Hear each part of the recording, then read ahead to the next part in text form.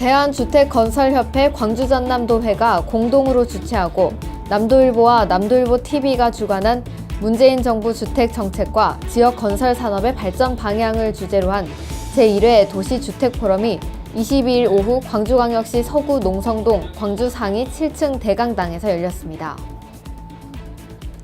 이번 도시주택포럼은 문재인 정부의 주택정책의 배경과 주요 내용, 최근 강화되고 있는 부동산 시장 규제 현황에 대한 이해를 돕기 위해 마련됐습니다. 이날 광주상이 대강당에서 열린 포럼에는 이용섭 광주시장과 정창선 광주상공회의소 회장, 박재홍 대한주택건설협회 광주전남도 회장, 전병호 남도일보 부회장, 김성희 남도일보 사장, 오금택 남도일보 TV 사장, 노경수 광주시 도시공사 사장, 기업체와 유관기관, 일반 시민 등 200여 명이 참석해 성황을 이뤘습니다. 정창선 광주 상임회장은 대회사에서 중앙과 지방의 산학 연관 관계자들이 함께 모여 지역 주택 건설업계의 활로를 모색하는 이번 포럼은 매우 뜻깊다 할 수 있다며 오늘 포럼이 지역 주택 건설업계가 위기의 파고를 헤치고 새로운 희망을 다지는 자리가 되길 바란다고 말했습니다. 포럼에서는 문재인 정부의 주택 정책 배경과 주요 내용을 이해하고 글로벌 주택 시장의 트렌드와 도시재생 뉴딜 사업 등을 통해 지역 건설 산업의 발전 방향을 모색하기 위한 다양한 의견이 쏟아졌습니다. 행사는 개회식에 이어 2부 기조발제, 3부 토론회로 진행됐으며 김항집 대한국토도시계획학회 상임이사가 좌장을 맡았습니다. 남도일보TV 정유진입니다.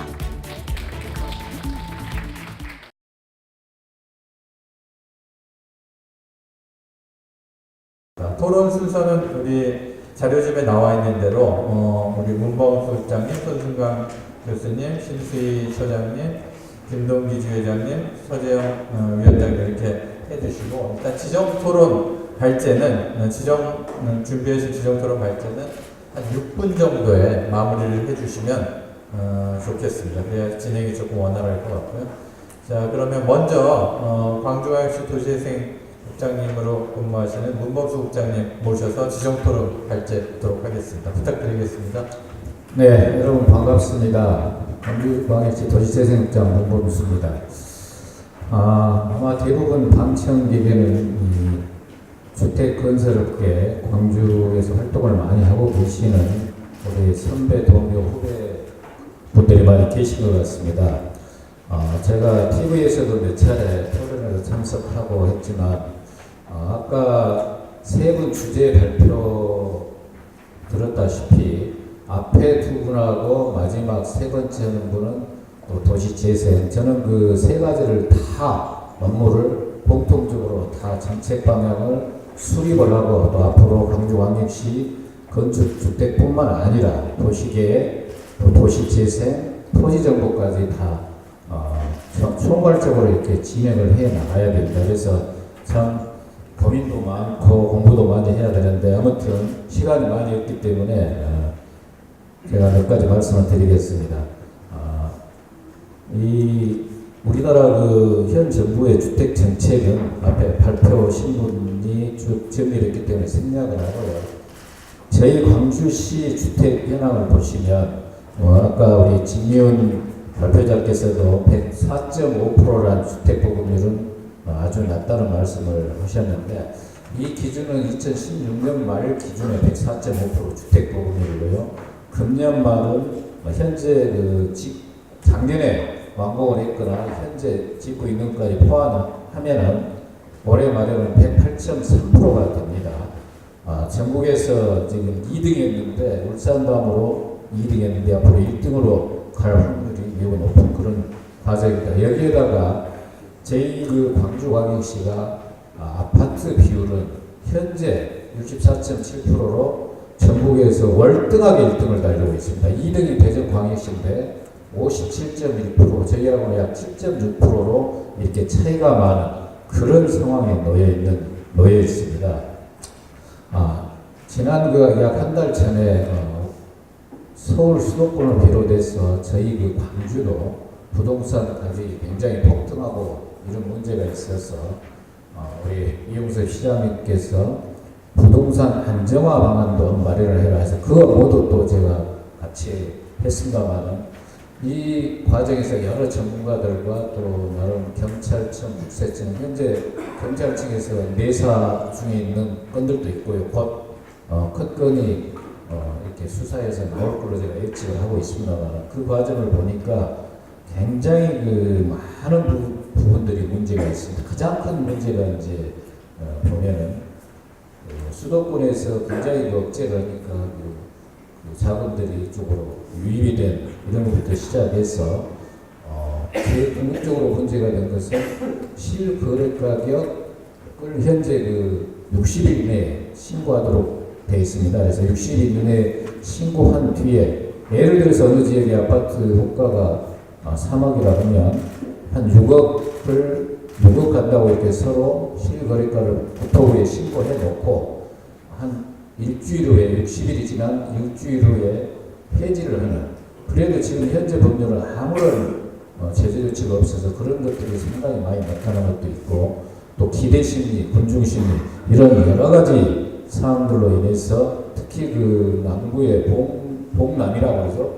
봉선동 봉남 지역, 광산동 수원, 동구의 그 H 아파트 등 여러 군데가 있어서 저희들은 실제 그 분양 시작부터 시작해서 계속 거래되는 효과를 몇 군데 샘플링을 해서 좀 국세청하고 경찰청에서 조사를 하고 있는 그런 과정이기 때문에 상당한 일정한 시간이 지나면 아마 지금 현재도 약간은 이제 주춤세가 있습니다만 앞으로 상당히 잡히지 않을까 그렇게 생각을 하고 있습니다. 그래서 이제 저희 그 시에서는 이런 그 여러 가지 원인들을 분석을 해서 금년도 그 제가 지난 7월 25일 날 이 자리에 왔습니다만 제일 먼저 우리가 광주가 지금 현재 아까 108.3% 올해 말이 끼고 앞으로 군공항 이전이 또 도시공원 일몰전이 재개발 재건축 또한 지역조합주택 또 우리 저희들이 택지 공급을 안 한 게 아니고 선원 이지구하고 청담 상지구 또 우리 행복주택 짓고 있는 이런 것들까지 토탈 포함해서 앞으로 10여 년 동안 광주에 어느 정도의 아파트가 아파트뿐만 아니라 공동주택들이 들어설 것이냐 이런 통계를 뽑아보니까 이런 추세로 가면 약 28만 호가 앞으로 10년 동안 공급될 그런 계획입니다. 거의 확정된 것만 해도 16만 5천 세대가 이미 확정이 된 상태고 이러한 그 상황이기 때문에 이걸 지금 단계에서 아파트 수급 또 수요와 공급을 정확히 예측해서 분석을 안 하면 안 되겠다 해서 내년도에 저희들이 그 주택 통계자료 통합 시스템을 구축을 해서 실시간으로 수요 공급을 체크하는 그런 그 시스템도 구축을 하고요. 또 한 가지 저희들이 그 공공 임대주택이나 중소형 또 소형 그 노후 아파트들은 현재 그 청년들이나 이런 분들이 굉장히 그 입주를 거부하고 있는 상황인데요. 저희들이 그 보통 11평 구조로 되어 있는 걸 세대 벽을 철거해서 22평 정도로 리모델링을 해서 이제 청년들한테 또 노약자들한테 공급하는 그래서 전국 최초로 시도를 하기 때문에 지난번에 한 일주일 전에 국비를 15억을 이미 확보를 했고 저희 12까지 해서 앞으로 추진해 나갈 그런 과정으로 이 문제도 해소하려고 그러고 있습니다. 또한 획일화된 지금까지는 양적 공급의 이런 그 주택 정책에서 이제 아까 시장님께서도 잠깐 언급을 하셨지만 디자인 수준이 향상된 그런 그 질적 공급으로 저희가 나가야 되겠다. 그래서 이제 저희 자체적으로는 우리 건설협회라든가 주택협회 이런 그 상공에서 또 회장님 지난번에 만나 뵀지만 여러 우리 지역 경제에 주택 건설에 관여된 그런 분들하고 간담회도 하고 토론도 해서 서로 상생할 수 있는 그런 그 여건도 조성하고 나아가서 그 함께 가이드라인을 만들어서 디자인 향상 협약도 체결하려고 지금 추진 중에 있습니다. 또한 이와 더불어서 아까 그 재개발 재건축뿐만 아니라 도시 재생 이야기를 잠깐 했는데요. 저희가 지금까지 도시재생 뉴딜이 아니라 재작년까지는 도시재생 사업으로 이렇게 쭉 추진을 해왔는데 약 136개 기구를 해왔습니다. 소규모 도시재생 사업이지만 그러나 작년에 문재인 정부 들어서서 도시재생 뉴딜 사업으로 작년에 3곳, 금년에 5곳, 아까 광주역 플러스 전남대주역 캠퍼스타운 조성 또 구청에 3곳에서 총 5개를 국비를 확보해서 내년부터 추진해 나가고자 그렇게 추진하고 있습니다. 이러한 것들을 종합해서 저희는 지난 2달 동안 총 8개 기본 도시 건축 플러스 재생 정책까지 우리 책자에 나옵니다만 이러한 정책들을 앞으로 추진해 나가고자 합니다. 그래서 시간이 없기 때문에 나중에 이제 질의답변 응하기로 하고 나머지는 좀 책자로 가로도록 그렇게 하겠습니다. 감사합니다. 네, 감사합니다. 국장님. 네, 박수 부탁드리겠습니다. 네, 아직 하실 얘기가 많으신데 일단 그동안 우리 새 시장님 들어주시고 그다음에 지난 또 한 2년 사이에 진행된 재생사업과 또 지금 부동산 시장 여건 또 부동산 안정화 방 여러 가지들 말씀해 주셨습니다. 두 번째 우리 순서 또 토론자로 모시도록 하겠습니다. 우리 손순광 우리 한국주거학회 전 회장님, 동신대 교수님 모시도록 하겠습니다. 부탁드리겠습니다. 안녕하십니까. 저는 동신대 손순광 교수라고 합니다. 반갑습니다. 앞에서 진유 박사님과 교토연구원에서 워낙 섬세하게 잘 발표를 해주셔서 거기에 대해서는 특별히 이의를 제기할 그런 내용은 없습니다. 다만 도시재생하고 그다음에 이제 주택 건설 개발하고는 조금 입장이 좀 사춘된 부분이 있을 수 있어요. 왜 그러냐면 우리나라는 70년대부터 지금까지로 계산하면 약 50년 정도 안 되고 광주의 주택 건설로 보면 약 80년대부터 지금까지로 보면 약 40년 정도 그런데 그 동안에 광주시 전체 주택의 60몇 %, 4%를 아파트로 줬습니다. 그러니까 엄청난 속도이고 이 경험은 다른 나라에 없습니다. 우리나라만 있습니다. 그러니까 외국에서 어떤 이론을 비교를 하더라도 우리나라에다 적용을 할 때는 특별하게 채로 한번 걸러서 이렇게 봐야 되는 그런 문제가 있고요. 도시재생의 문제를 생각하면 더더욱 이런 발전 속도의 경험으로 보면은 익숙하지가 않고 상반되는 그런 경험일 수 있습니다. 그러니까 우리가 크게 몇 번 바꾸고 생각을 바꾸고 또 바꾸고 또 걸러야만 도시재생, 그다음 인구가 정체가 되고 그다음 경제가 저성장 경제로 돌아가고 도시 저성장 시대가 되는 것을 우리가 준비할 수 있는데 그 프레임이 너무나 극단적이어서 참 우리가 받아들이는 데는 많은 훈련과 시도와 경험과 평가 과정을 거쳐야만 그런 되는 것이라고 저는 생각합니다. 그래서 제가 말씀드리고자 하는 것은 우리가 지금 생각하는 것, 특히 지금 이 자리에 앉아 계시는 건설회사 회원 여러분들은 성장 시대에 많은 것들을 이루고 성취해왔고 이런 것들이 성공 사례입니다. 이 기준으로 생각하기 때문에 앞으로 변화에 대해서 특히 학과에 대해서는 사실은 받고 싶지 않고 인정하고 싶지 않고 그런 거죠. 그런데 이제 하나 몇 가지 이제 표답을 예를 들어볼게요. 광주시 주택 보급률이 이제 104%가 되는데도 불구하고 뭐 남부 특정 지역, 수원 지구 일부 지역을 중심으로 해가지고 부동산 폭등 그것도 몇 달 만에 일어난 사건이 비정상적인 거죠. 어떤 공식으로도 이건 이해할 수 없는 거죠. 그러니까 결과적으로 이제 지켜보니까 부동산 범법에 가까운 이런 상황이 벌어졌다는 건데,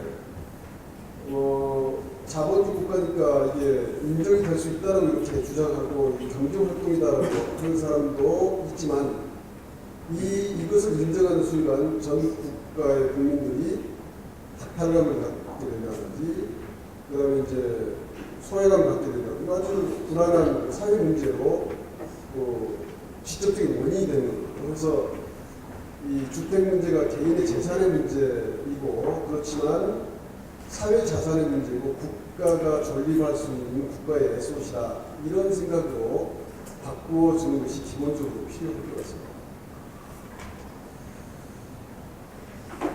그래서 이제 그런 부분으로 보면은 그건 이제 첫 번째 이제 깔고 얘기가 되는 거고요. 주택이 지금 보급률이 104% 되는데도 불구하고 지금 이제 우리나라 급격하게 성장하는 과정 때문에 지금 데이터로 보면은 뭐 보급률이 이렇게 되고 불우한 사람 없다고 판단되지만 70년대 이전에 건축된 주택, 이런 집들에 지금 살아라고 한다면 살 수 있는 사람들은 별로 동의하지 않거든요. 문득 이제 젊은 세대를 위해서 광주시에서 이제 주택을, 조그만 주택들을 리모델링하고 업그레이드 해가지고 살아라라고 같이 이제 준비 회의를 한번 해봤어요. 신혼 대상이라고. 근데 누가 삽니까? 라고 거기만 가지고 한다는 정책은 좀 어렵습니다. 이렇게 얘기할 때 퀄리티가 문제죠. 수량적인 것도 문제지만 60년대, 70년대, 80년대 초에 지었던 이 수준이 과연 그때 경제 수준으로 보면 첫 단어, 그때 지었던 주택 수준이 과연 우리 3만 달러 시대에 아닌가, 그런 면에서 보면 수요층은 충분히 있을 수 있다. 두 번째는 4인 가족, 5인 가족이 살던 시대에서 1인 가족, 2인 가족 비중이 절대적으로 높아졌고, 이런 변화를 크게 어떻게 대처할 거냐가 문제인데, 가구 수로 보면 수량적으로 힘들었죠. 그런데 1인 가족으로 치면 한 사람이 거주할 수 있는 면적은 선진국도 여러 지정이 돼 있어요. 그런데 적은 면적에서 살아라고 이렇게 하게 되면 결국은 생리적으로 빗장 안에 갇힌 케이크 닭이나 마찬가지예요. 그래서 이제 중요한 것은 어떤 거냐? 이런 프레임이 변하면 어떤 공간이 변해야 됩니다. 그래서 이제 여태까지 프레임으로 보면은 주택 공급 수에 급급했는데 커뮤니티 시설이나 공동으로 살아갈 수 있는 공간, 이런 것들에 대한 프레임으로 전체적으로 넘어가야 되는데, 거기에 대해서는 사회적으로 공감대가 아직 안 이루어지는 겁니다. 그래서 주택을 공급하는 회사들 입장에서도 왜 소비자들이 좋아하지 않는가, 이런 문제를 고민해야 됩니다. 제가 들은 그 얘기 중에 아주 지금도 제가 자주 쓰는 얘기 중에, 앞으로 미래의 사회는 공급자가 주도하는 사회가 아니고 소비자가 선택하는 시대다. 소비자를 만족시키지 못하면 그 상품 개발은 실패하는 거죠. 그래서 이제 뭐 현대자동차가 모델을 자꾸 바꾸는 이유는 기능의 문제가 있어서 아니라 소비자 취향을 적절한 톤으로 바꾸어서 소비자층을 개발을 해야 된다는 얘기입니다. 어떤 측면으로 개발할 까, 이런 것들이 이제 큰 과업이 될 거라고 저는 생각합니다. 그래서 이제 주택을 여태까지 공급 위주로 개발해왔고, 개발하는 쪽에서는 여태까지 소비자를 걱정할 필요가 없었어요. 근데 지금은 굉장히 섬세하게 소비자들, 사용자들 어떻게 생각할 건가, 뭐가 부족한가, 아까 얘기 드렸지만 소가구가 많아졌을 때 광주시로 말하면 공원이 충분하게 더 확보를 해야 된다는 거죠. 아니면 주거 단지로 보면은 공동생활 공간이 훨씬 늘어나야 된다. 노인 주거단지를 얘기하면 노인들이 공동으로 생활할 수 있는 공유시설이 늘어나야 된다든지 등 이런 문제에 관한 큰 변화 프레임을 유도해야 될 걸로 생각합니다.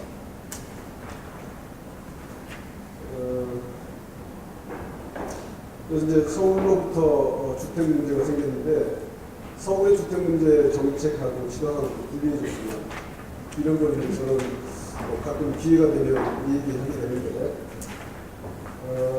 주택 문제는 개인 재산의 문제가 아니라 국가의 전체 국내 행보 결정하는 그런 SOC고, 이게 문제는 정권이 바뀔 때마다 좀 큰 프레임이 바뀌어요. 그래서 미국에서 주로 공부하는 사람들은 자본주의에 기반한 어떤 정책들이 주로 강하게 주장을 하고, 유럽에서 공부하는 사람들은 사회복지 시스템에 기반으로 그런 정책을 기반한 주장을 하는데, 적어도 주택 문제만큼은 국민 전체를 생각하는 그런 어떤 시스템으로 가야 된다. 특히 예를 들면 이제 저소득층에 관한 주거 문제를 해결할 때 공공임대주택을 얘기하는데, 우리 집값 떨어지니까 그 공공임대주택 문제가 않았습니까? 이것을 바꾸는 게 국가의 책임이라고 생각합니다. 그래서 저는 공공임대하고 민간 분양 주택하고를 분리하는 것이 아니라, 적어도 강주형 같으면 공공임대하고 민간 분양하고를 복합 개발하고 단지로 만들어주면 공공임대가 훨씬 더 신속하게 확산될 수 있다고 생각합니다. 여기까지 하고 다른 게 있습니다. 네, 감사합니다. 박수 부탁드리겠습니다. 주택 시장이 이제 공급 중심에서 관리나 정비 중심으로 가신다는 말씀해 주셨고, 수도권과 지방의 주택 건설 정책 부분들 좀 차별화가 필요하다는 말씀해 주셨습니다. 세 번째 토론자는 우리 대한주택건설협회 광주 전남 지회 사무처장이신 신수익 처장님 토론 부탁드리겠습니다. 네, 안녕하십니까. 신수입니다. 그 주제 백제에서 좋은 의견들 많이 말씀해 주셨고, 오늘 나오는 내용 중에서 광주광역시 주택보험이라고 관련된 통계 문제가 그 전 토론회에서도 있었고, TV 토론이라든지 여러 번 언급이 된 바가 있습니다. 103.5%에 대해서 여기 실제 보험률이라든지 내가 직접 소유해야 되는 그 자가 보유율하고 엄청난 그 차이가 있다 하는 부분에 있어서 주제 발제하시면서도 박사님께서 말씀해 주시고 그랬는데, 103.5%는 기본적으로 우리 그 주택건설업체가 소유한 임대 아파트라든지 전세 아파트, 그리고 개인이 소유한 그 매입 임대라든지 이런 부분들, 임대 아파트들이 많이 포함이 되어 있습니다. 그래서 이제 실제 보험료라고는 상당한 그 차이가 있을 수밖에 없다 하는 이제 그런 말씀을 드리고요. 그다음 광주에서 64.7%를 아파트가 차지하는 비중이다 이렇게 말씀하시는데, 이거는 그 전체적으로 생활의 편의성이라든지 위생 문제라든지 여러 가지 그 요인들 때문에 수요자들이 선택하는 선택의 문제이지 아파트 비중이 높아서 문제가 있는 것이다, 이런 논리로 접근하는 것은 좀 문제가 있는 거 아닌가, 이런 생각을 해봅니다. 그리고 이제 광주광역시에 보면은 이제 전국적으로는 임대 아파트를 5채 이상 보유하고 있는 사람이 8만 명 정도 되는 것으로 추정을 하고 있고요. 광주는 20채 이상을 소유하신 분들이 비록 그 414명, 또 3채 이상이 2,278명 이렇게 되고 있습니다. 그리고 세대 구성도 2인 가구가 이제는 50%를 상회할 정도로 이렇게 그 분화가 심하게 빨리 진행이 되고 있다, 그 말씀을 드리고, 또 통계청하고 행정안전부 자료에 따르면 전입 및 혼인 등 신규 수요라든지 도시정비사업, 그리고 노후주택 교체 수요에 따른 주거 수준 향상을 위한 그 새집 수요, 이런 거를 감안할 때 주택 수요는 꾸준히 증가할 것이다 이렇게 예상을 하고 있고, 2016년 기준으로 볼 때 결혼을 2년 내에 했던 신혼부부 숫자가 7,700쌍입니다. 그리고 2016년 광주 지역의 대학 졸업자가 23,200명인데 이 가운데서 취업자가 13,916명입니다. 특히 2018년 1월에서 9월까지 주민등록 세대수 증가율이 전년 동기 대비 4,774호에서 6,931호로 무려 그 45.2%가 증가한 전국 1위 증가율을 기록하고 있습니다. 그 다음에 임대주택 건설하고 관련된 문제를 조금 언급해드리면요, 그 뉴스테이, 기업형 임대주택에 대해서도 언급이 있었습니다만은, 이게 그 민간 부분에서 꾸준히 담당해서 공급을 하고자 함에도 불구하고 도시주택기금이 소진이 돼가지고 그 부분을 지금 계속 사업을 하지 못하고 있다는 말씀을 드립니다. 그리고 이제 공공 부분에서 그 담당하고 임대주택은 재원 문제라든지 기본적으로 가구당에 너무 그 협소한 그런 그 면적 그런 한계에 노출이 돼 있고 필요량이 공급에 그때그때 공급하는데 시기의 문제에 따라가지 못하고 있다. 그런 이제 문제점이 있고요. 여기에 이제 필연적으로 그 연관되어지는 것이 공공건설 임대주택 표준건축비라는 게 있습니다. 이게 이제 분양 아파트에 적용되는 그 기본형 건축비하고 이제 두 가지로 대비해야 되는데요. 2008년 12월 이후에 계속 표준건축비가 동결이 되어 있습니다. 그래서 이제 이거를 우리가 이제 7년 6개월 만인 재작년 6월에 뭐 은발의 오줌 등식으로 이제 하도 아우성을 치니까 5% 절금 인상을 했어요. 그리고 또 종종 소식입니다. 그러니까 이런 상황에서는 민간이 임대 아파트를 공급하고자 해도 할 수 없는 그런 이제 기본적인 이 토양이 돼 있다는 그런 말씀을 드리고요. 참고로 이제 그 말씀을 드렸고, 그래서 이제 그걸 비율로 보면은 분양주택에 적용되는 기본형 건축비에 비해서 65.5%, 65.6% 정도 수준에밖에 미치지 못한다 하는 그 현실적 문제가 있어서 이거를 점진적으로 그 분양주택하고 마찬가지로 매년 정리화시켜서 일정 그 인상을 시켜가면서 최소한 분양주택 대비 80% 정도는 건축비를 상향 조정을 해야 이거를 임대아파트를 공급하면서 주거 안정에 그 도움을 줄 수 있다 하는 이제 그런 결론을 가지고 있습니다. 그래서 이 부분을 그 내년 그 상반기 하반기 해가지고 광주시에서 건설산업 활성화위원회라는 그 회의를 합니다. 거기에서도 매번 이걸 건의를 했어요. 이런 문제점을 가지고 있으니 그 각 시도 공동으로 연대를 해가지고 중앙정부에 건의를 좀 해주십시오 하는 그 요구를 수차했음에도 불구하고 그 우리한테 돌아오는 그 답변이 없어요. 그래서 상당히 유감스럽다는 말씀을 그 전에 드렸는데요. 오늘 이제 제 옆에 앉아 계시는 그 진명 박사님께서 말씀해 주셨던 부담 가능한 주거 형태, 어포더블 하우지 얘기에 대해서 이제 저는 굉장히 공감을 했습니다. 이런 부분들을 실현하기 위한 방법으로 주거 안정이라든지 또 이 향후에 전 국민을 수요층으로 해서 할 수 있는 이런 좋은 이런 그 개념 그런 이론을 말씀해 주셨다 하는 이제 그런 그 감사의 말씀을 드립니다. 그리고 도시 재생하고 관련된 여러 가지 좋은 의견들을 많이 주고 계십니다. 그럼 도시 재생 그 중에서 특히 이제 지역주택 조합을 보면은 2013년 이후에 광주에서 43개소가 승인을 받았거나 진행 중이었고 이렇게 되어 있습니다. 그런데 이 중에 5곳만 준공이 됐습니다.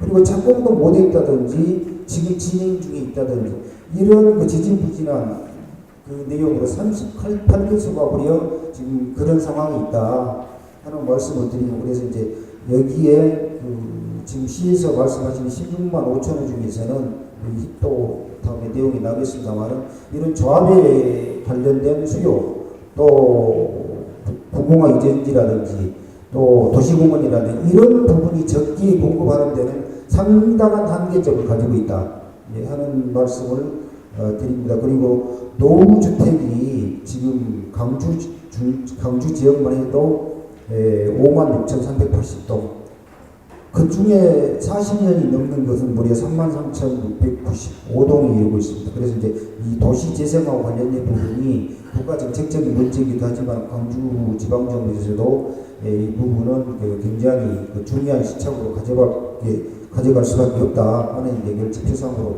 나타나고 있습니다만은 노후화율이 이제 부산 다음으로 광주가 높은 지역이고 그래서 이제 이런 부분들을 여러 각도에서 주제 발제하시면서도 말씀해 주셨는데 이 원도시의 기능 회복을 위해서 도심의 상업지역을 활용할 수 있게 이렇게 돼야 된다. 그런데 지금 현재 광주시에서 지금 10월 15일 날 입법 예고를 했습니다만은 그 뒤에 표가 나와 있습니다. 그 표를 참조해 주시면 되는데 지금 현재 10% 이상인 비주거 의무 비율을 20%로 높이겠다. 또 용적률은 400%로 강화하겠다. 전주택에 되어 있습니다. 이건 지금 서울시가 가지고 가고자 하는 내용과도 전면 배치됩니다. 서울시도 이 상업지역이라든지 중주거 지역의 활성화를 통해서 거기 또 그 인구 재정착을 이해하고 주거 문제 하기 위한 그 방편 중에 하나로 이렇게 추진하고 있지 않습니까? 그리고 국토부의 입장도 그런 쪽이 있다. 저희들은 이제 발표된 내용으로 그렇게 보고 있는데, 이 내용은 지난 9월 11일 날 광주시청에서 토론회를 했습니다. 토론을 했을 때 한 90% 이상이 현행 제도를 유지해야 된다.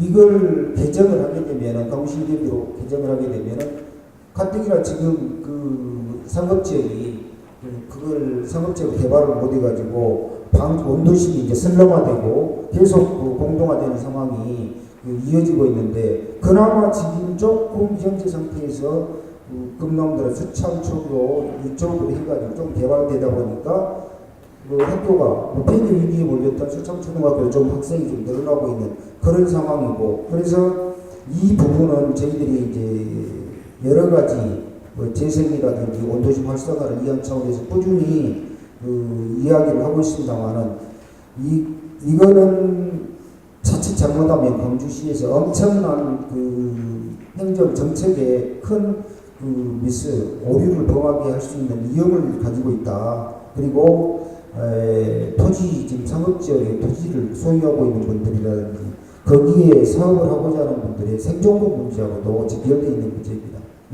결코 쉽게 접근해서는 안 된다는 그런 말씀을 드리고요. 층수 문제는 여기서 이제 더 이상 말씀드리지 않겠습니다.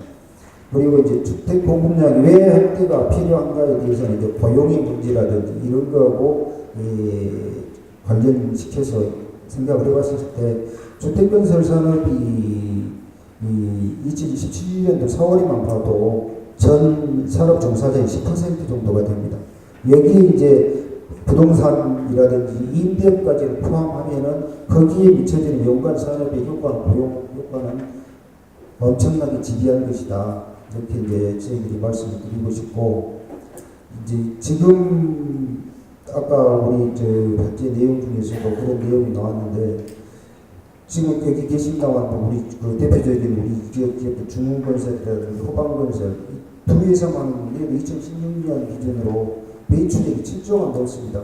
거기에 고용된 인력이 3,000명이 넘습니다. 건설업이 특히나 주택건설업이 거기서 고용을 유발하는 그 유발력이 엄청나게 높은 것입니다. 이게 잘못되면은 근간이 문제가 될 수가 있어요. 그래서 이제 이런 부분들의 고용을 통해서 또 지역 사회에 환원하고 이익을 되돌려주고자 하는 여러 이제 사회 공익적인 상생이라든지 이런 기업들도 많이 하고 있어요. 이거 이제 자료로 좀 참고를 해주시고요. 그리고 이제 뒷장에 우리 지역 주택 건설 업체들이 2014년부터 쭉 공급을 해오고 있는 주택 공급량 추이라는 표가 있습니다. 이거를 보게 되면은 지금 현재 타 지역에 진출해가지고 나가서 공급하고 있는 비중이 63%를 넘었고, 금년 이제 말 통계를 내보면 아마 70% 이렇게 되지 않을까. 갈수록 타 지역에 의존하는 비중이 높아질 수밖에 없는 이런 구조적인 문제점을 갖고 있다. 이거는 이제 굳이 말씀드리지 않더라도 이거 이제 지역 경제 문제, 고용의 문제 이런 것들하고 직결될 수밖에 없는 것이다.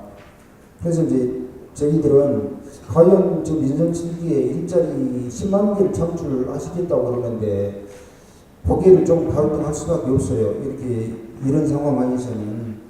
그리고 저희들이 금년에 주택건설 업체들이 금년 들어서 자진반납, 그러니까 사업을 할 수 없는 여건이 되니까 외지에 나가서 할 수 없는 여건이 되니까 그랬다고 저희들이 판단합니다만, 자진반납한 업체가 무려 57개에 달하고 있습니다.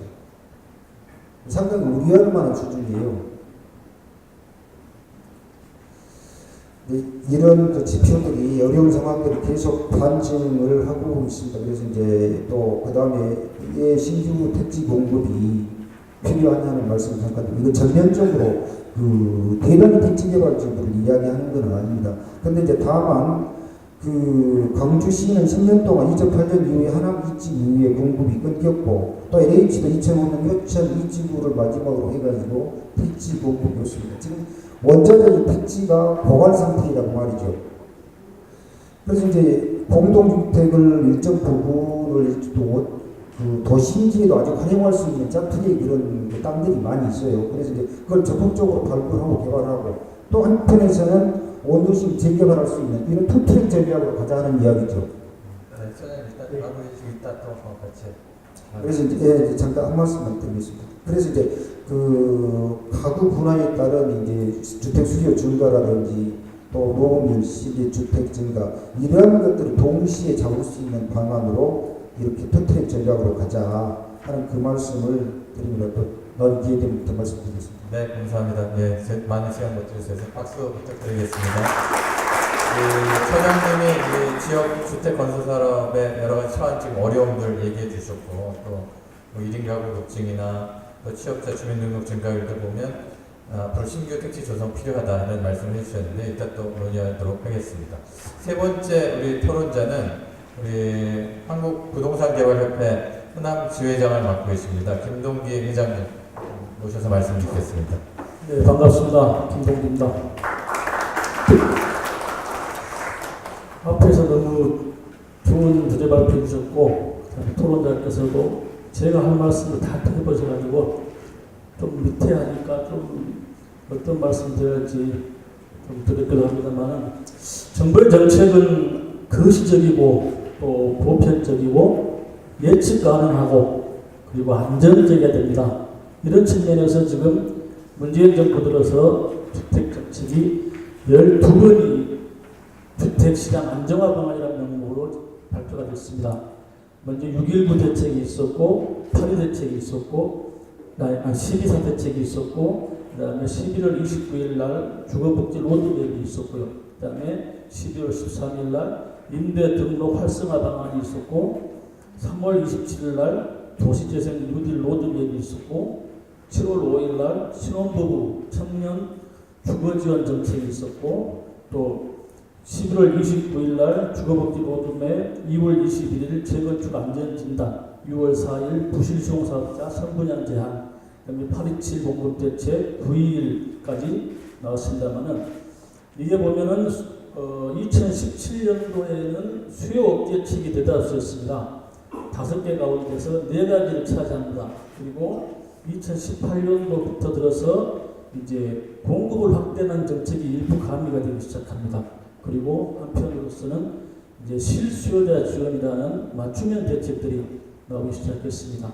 근데 지금 큰 추세선을 보면은 초창기에 수요를 억제하는 대책에서 수요 억제는 곧 이제 자금 기금 대출이라든가 자금에서 금리를 조정한다든가 대출 자격을 까다롭게 한다든가 이런 게 있겠죠. 그다음에 세제를 또 강화한다든가 또 청약 조건을 까다롭게 한다든가 이런 부분에서 이제 수요 억제책이 있었고요. 그리고 큰 틀에서 보면 흐름이 지금 이제 공급 확대책으로 가고 있다는 것입니다.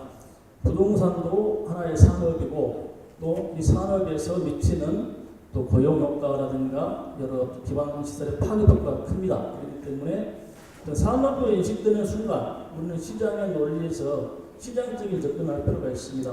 수요와 공급이라는 가장 기본적인 틀에서 우리는 생각을 해야 되는데 이런 부분에서 너무 규제 일반으로 가지 않았는가 하는 측면이 조금 아쉽습니다.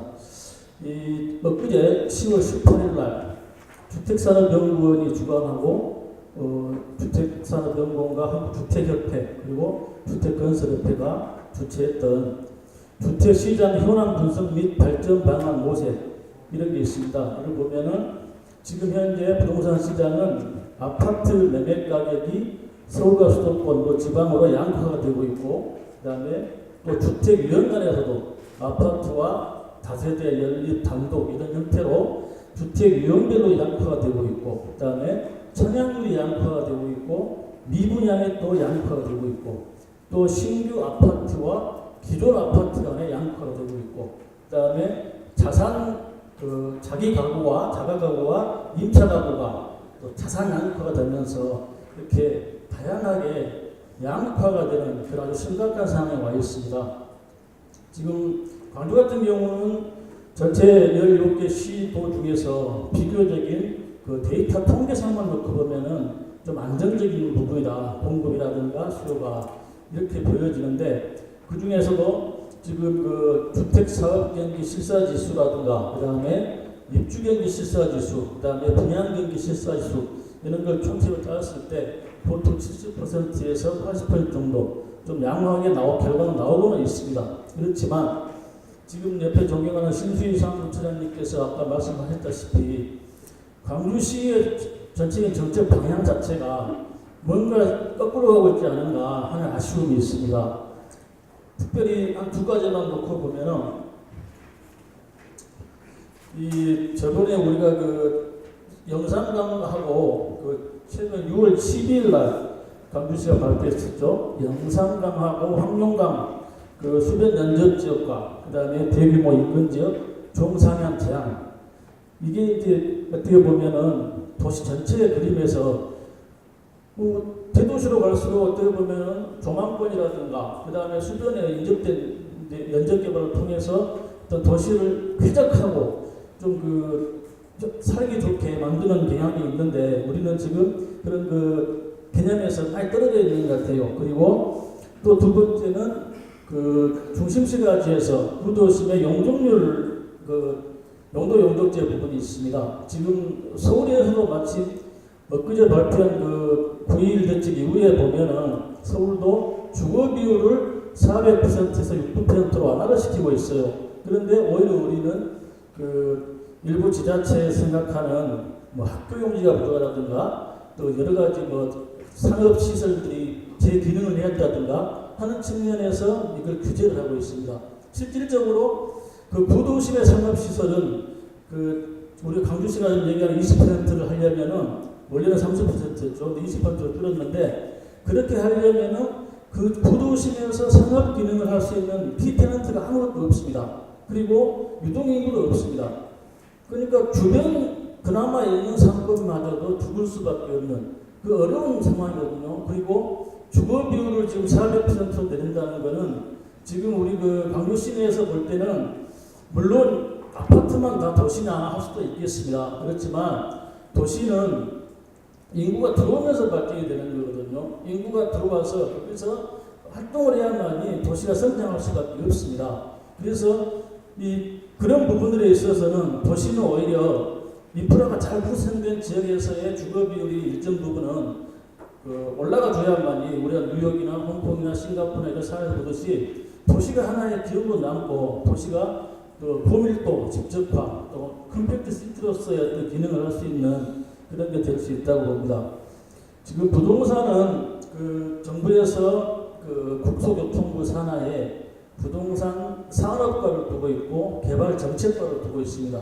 그리고 작년 12월 1일부터 부동산 서비스 산업진흥법이라는 게 시행이 됐습니다. 부동산도 하나의 산업으로서 철저히 인식이 되고 있고 그 유관 효과들을 기대를 하고 있는 겁니다. 그리고 최근 들어서는 벤처기업 확인도 받을 수가 있어요. 그 정도로 이제 정부 정책은 부동산도 하나의 과거의 제조 못지않은 그 기능을 하고 있다. 이렇게 지금 인식을 해가고 있고 어떻게 보면 선진국은 이미 그걸 했을 수도 있습니다. 여러분들은 자꾸 선진국 사례를 듣는데 제가 몇 가지 외국의 사례를 한번 얘기를 해보겠습니다. 미국의 주택 정책의 제일 목표는 주택법 제2조에가 나와 있는데 모든 국민에게 적절한 주택과 양호한 주거 환경을 제공한다. 이런 명시를 해놓고 정치의 기본 방향을 정부에서는 간접적인 지원을 하고 그 다음에 시장 기능의 작동을 통하여 주거 문제를 해결한다. 이렇게 나와 있습니다. 그리고 가까운 일본에서는 주택정책 목표가 안정된 생활을 영위할 수 있는 양호한 주거 환경을 가진 주택을 확보해 두고 있습니다. 그래서 주택금융문고라든가 뭐 이런 것을 통해서 장기 저리용자에서 오히려 주택법을 지원하는 정책으로 가고 있습니다. 그리고 지금 다른 이제 독일의 사례를 보면은 아까 우리 교수님께서 말씀하셨던 유럽은 이제 주로 사회복지 쪽에 많이 그 포커스를 맞추고 있는 게 사실입니다. 그런데 여기도 기본 정책 방향이 민간 부분이 시장의 중심 기능 역할을 한다고 되어 있어요. 그리고 주택의 사회성을 감안해서 공공이 개입한다 이렇게 나와 있고요. 그다음에 영국 같은 경우는 이제 보수당과 노동당이 집권을 할 때마다 정책이 좀 그 복지 정책으로 가느냐 아니면 성장 쪽으로 가느냐 이렇게 좀 부분이 있는 것 같습니다. 이렇게 전체적인 큰 틀에서 보면은 우리 광주광역시는 그 스마트 시티 그리고 컴팩트 시티를 제안하고 있습니다. 그래서 광주 전남 시군구를 아우러서 어떤 중심지로서의 환승 개념 그리고 복합 개념 그리고 압축 도시로서의 행정적 지원을 할 수 있는 여러 가지 기능들 이런 것들이 돼야 되는데 우리가 그것들을 할 수 있으려면 신도시를 개발할 겁니까? 아니지 않습니까? 아주 구도심에 갖춰진 인프라를 토대로 해서 그것들이 연구되어야 되고 그게 사람이 모여서 어떤 창의적인 생각이 나올 수 있는 그런 도시로의 어떤 발전이 좀 기대를 해볼 필요가 있겠습니다. 도시재생과 관련해서는 실질적으로 과거에 도시재생은 그 정책이 나오기 전부터는 이제 재개발 재건축 형태로 아예 그 기존의 것들을 멸실해버리고 새로 짓는 이런 거였는데 지금 도시재생 누질 같은 경우는 주민 참여가 우선입니다. 그러다 보니까 그 주민이 젠트리피케이션, 등기뇌물 형성을 당하지 않고 오히려 주민이 정주하면서 여건이 좋아지고 거기에 컨텐츠가 붙여서 창업 일자리가 생겨나고 하는 그런 개념이거든요. 그러다 보니까 컨텐츠가 좀 5개가 선정됐는데 많이 부족한 면이 있습니다. 그런 부분들은 많이 보완이 돼야 되고요. 그리고 이게 시간이 오래 걸릴 수가 있습니다. 주민이 참여하면 어떻게 됩니까? 우리가 거버넌스를 구성하더라도 지자체, 그 다음에 뭐 시민단체, 주민들 다 하더라도 이게 합의된 의사를 도출하기가 쉽지가 않습니다. 그래서 장기간 했던 시간이 요구되는 그런 플랜들이기 때문에 우리는 너무 환상에 빠져가지고 지금 그 광주시에서 향후에 그 주택 공급 예정 물량이 10만 500세대가 넘습니다. 근데 이게 대부분을 보면은 우리가 재건축 재개발 38곳하고 추가되는 부분들, 그 다음에 그 민간공원 특례 사업, 그 다음에 도시재생 누질 사업 이런 형태로 좀 장기적인 플랜이 요구되는 사항들이 대부분입니다. 그렇다면은 실질적으로 이제 그 작년부터 재작년부터 쭉 이렇게 그 입주율이 줄어들고 그 다음에 그 입주 물량 자체도 줄어들었습니다. 그렇다면 주택은 보통 2년 6개월 이상의 소요가 되는데 나중에는 오히려 이제 그 공급이 부족한 현상도 일부 경험해야 될 것이고요. 소비자들은 우리의 그 빈집이나 공간이나 여러 가지를 다 포함한 주택 보급을 찾는 게 아니고 신규 아파트에 대한 수요를 찾고 있다는 점에서 우리는 좀 대책을 마련할 필요가 있다. 저는 그렇게 마무리를 해봅니다. 고맙습니다. 네, 감사합니다. 우리 광주시 여러 부동산 개발 시장 현황에 대해서 잘 말씀해 주셨습니다. 일단 마지막 지정 토론자 모시도록 하겠습니다. 우리 서재형 광주 경제정의 실천 시민연합 건축도시위원장님 부탁드리겠습니다. 예, 감사합니다. 서재현입니다. 먼저 말씀드릴 거군요.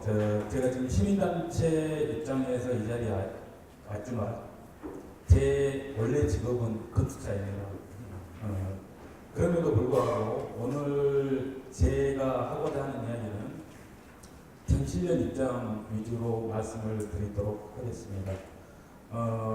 처음에 제가 이 토론자로 참석해달라는 연락을 받고 사실 걱정을 많이 했습니다. 지역 건설 업체 중심의 포럼이기 때문에 아마도 질적인 이야기보다는 주택 공급의 양적인 이야기가 더 많이 나오지 않을까 하고 주제에 나가든가. 그런데 다행스럽게도 기조 발제까지는 저는 너무 좋았습니다. 경제적 입장에서. 왜냐하면 지금의 중앙정부의 주택정책이라든가 더군다나 인사 말씀에서 광주 현 시장님께서 어떤 광주다움을 찾을 수 있는 건축 정책 이런 부분에 대해서 말씀해 주시고 발제자분들도 양적인 것보다는 상당히 질을 중시하는 그런 쪽으로 발제를 많이 해 주셨기 때문에 상당히 내용은 좋았다고 생각을 합니다. 그런 차원에서 저는 아주 간단하게 몇 가지만 말씀드리겠습니다. 일단은 오늘 주제처럼 우리 현 정부의 주택 정책에 대해서 논란이 많이 되고 있는데요. 제일 중요한 것은 국민의 신뢰라고 저는 생각을 합니다. 지금 수차례, 10여 차례 이상 여러 가지 부동산 대책이 발표가 됐고, 그만큼 여러 번 자주 발표가 된다는 것은 효과가 그만큼 없었다는 이야기겠죠.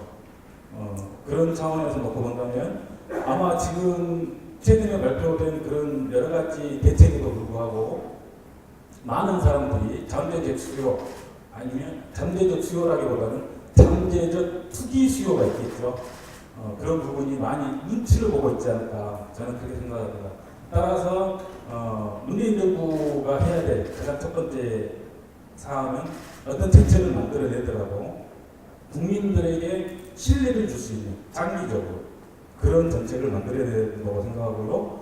참고적으로 제 생각은 아니지만 저희 경실련에서 주장하고 있는 이런 주택 정책에 대해서는 저희 홈페이지에 나오면 보실 수 있는데요. 몇 가지만 말씀드리면 건설 원가 공개라든지 후운양제도, 그다음에 조세 정의 실현, 그런 것들도 있고, 최근에는 건설 현장에 사실은 일자리 말씀을 굉장히 많이 하시는데, 건설 현장에서 특히 대형 건설 현장에서 외국인 노동자들이 지금 차지하고 있는 비중이 꽤 높아지고 있는 것으로 알고 있습니다.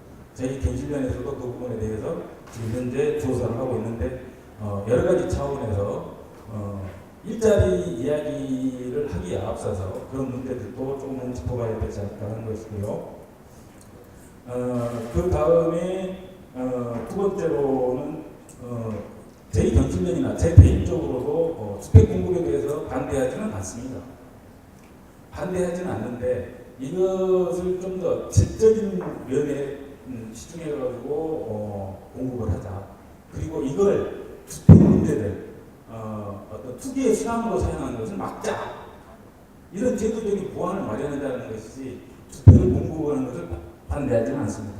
다만 거기에 대한 부작용 때문에 그 부작용을 없애고 정말 제대로 된 가격으로 살고 싶은 사람들이 실수요자들이 살 수 있는 그 주택을 제품을 살 수 있는 그런 시대를 만들어보자는 것이 저희 경실련 입장이고, 광주시도 시장님께서도 말씀하시고 국장님께서도 말씀하셨는데 앞으로 어떻게 하면 광주다운, 사실은 지금 현재 외면상으로 놓고 본다면 도대체 건축 환경이라든가 주택 문제 이런 것들이 광주다움이 뭔지를 저는 찾을 수가 없어요.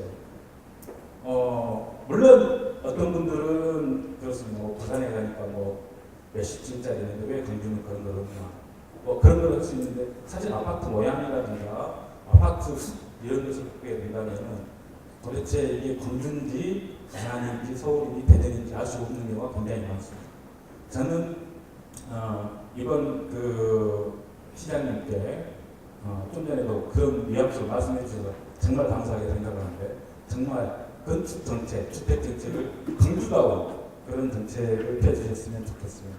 그리고 마지막으로 발제자들께서도 비슷한 말씀을 굉장히 많이 해주셨는데, 시대는 변하고 있습니다. 시대는 변하고 있고 어떻게 보면 재생이 어떤 뜨거운 화두로 지금 떠오르고 있고, 앞으로는 재생이 주가 될 수도 있는 상황이 되어가고 있습니다.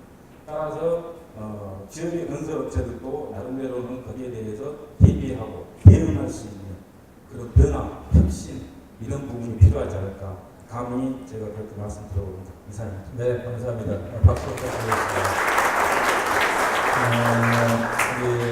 질적인 주거 환경이 향상 이 부분들 강조해 주셨고, 광주형 도시주택 정책, 도시재생 이런 부분들 필요하다고 말씀해 주셨습니다. 주택 건설 사업과 도시 정책이 잘 조화롭게 갈 수 있도록 우리 국장님께서 또 큰 힘을 써주시기를 바라겠습니다.